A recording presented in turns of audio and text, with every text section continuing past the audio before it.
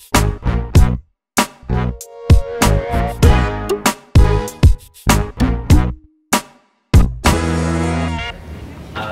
just wanted to go kind of over some of the goals for this evening. And it was to kind of, we wanted to have the discussion about integrating hip-hop into education, but also just move beyond this discussion. A lot of discussion happens and then, you know, we say, oh, this would be great, oh, that'd be cool, yeah, great, oh, let's do that. And it doesn't really sometimes happen.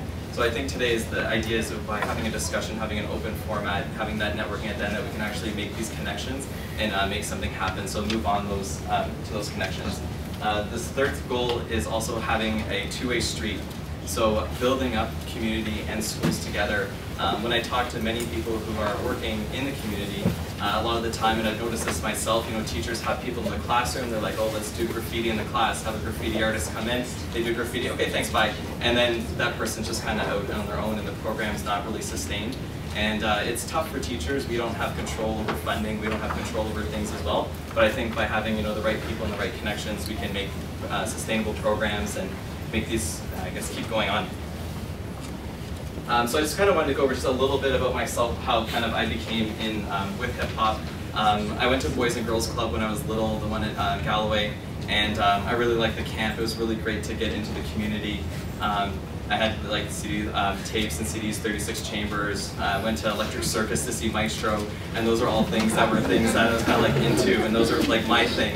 And I often, you know, I always kind of faced, people would make fun of me, and they're like, but you're white. I'm like, but I like it. And it's like, you know, I was always like, I'm like, but this is what I like. And I kind of tried to use it through my classroom. So I started experimenting.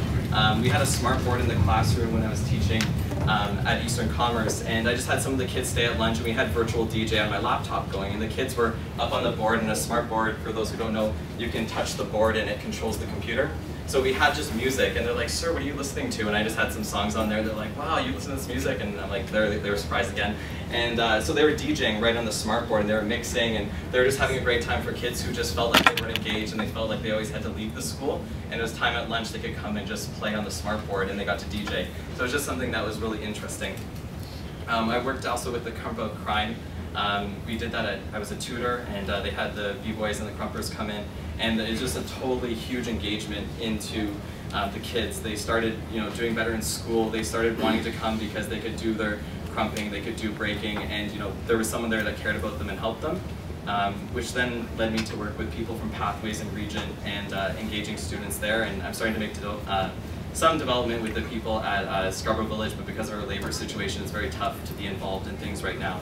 And my thesis was on urban voice and science education and kind of ways to better engage. And then through Twitter, I met Sam, Chris Emden through my thesis, and kind of looking at how we can integrate hip-hop. And for those who are on Twitter, there's a hashtag hip-hop-ed, and every Tuesday at 9 p.m. there's a discussion about hip-hop education. So there's professors, there's producers, there's rappers, there's everyone in between as well. And there's a conversation about hip-hop, the different elements, and every week it's something new. And it's great. It's like one of the most priceless PDs I've ever had in my life. Where there's something to try, and from there, just to share a story, they were talking about integrating ciphers into the classroom.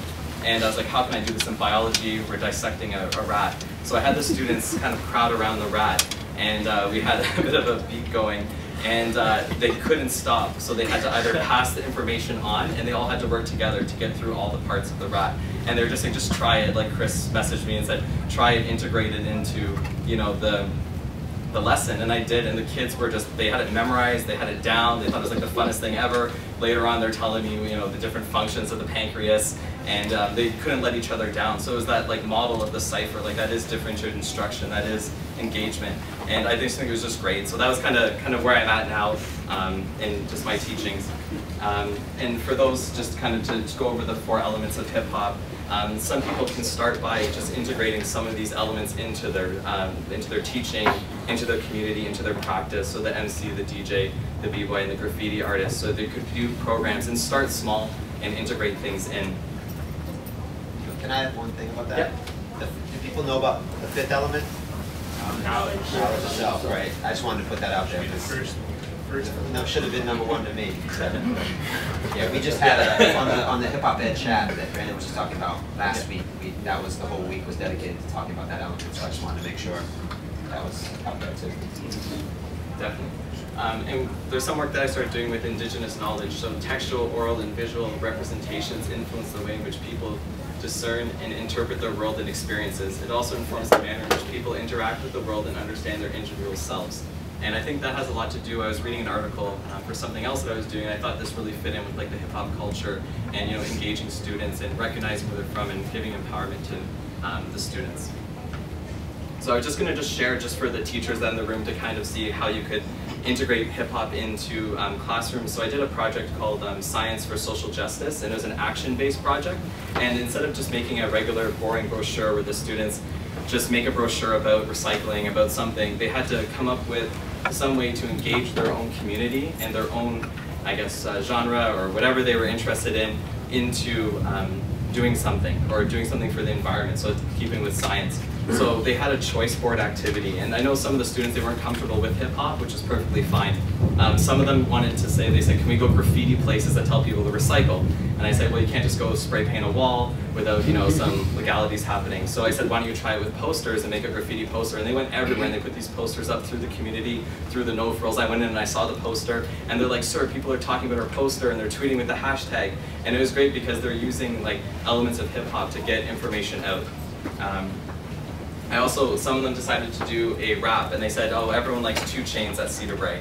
And they said that he was big, and they said, what if we did a recycle rap to 2 Chainz? And I said, great. And I said, why are you choosing rap as the message? And they said, well, that's what we're into, and that's what our friends will listen to, and if we put that message and communicate a message across, we can get people to recycle. I said, great, try it out. So they put it on YouTube, they had it out. I'll just play a very small portion. So I asked permission this morning for them, and they were both embarrassed, but I'm sure we'll see if it goes.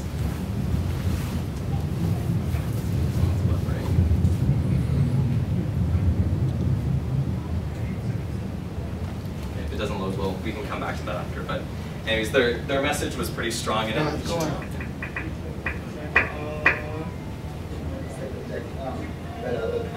I can't recycle my titties, go wax on, another price I get when I bring my cup. 2 cups, I reject my water, finish my water, I bring it to the recycle center, trying to make the world better. So that's just a small clip, and he was really concerned because he was upset that why can't you recycle Tim Hortons cups? And it's because they have a wax layer. So through his message, he has a whole verse about the wax layer in the inside of the Timmy's cup. And a lot of people didn't know that. He said, why don't they know that? I said, I don't know, maybe people don't advertise that. He goes, what if we wrap it to them? I said, go, do it. And they did it, and they had a great time doing the project. It was highly engaging. I find a lot of the kids, you give projects, you take them, they throw them in the garbage. You're like, what's the mark? Okay, good, garbage. And at least this is something that they keep checking. They're like, how many views do I have on YouTube today? And when I told them today, they were ecstatic. They're like, what, people are gonna see this? I'm like, yeah, this is the whole point of this stuff. And so it was very engaging for them.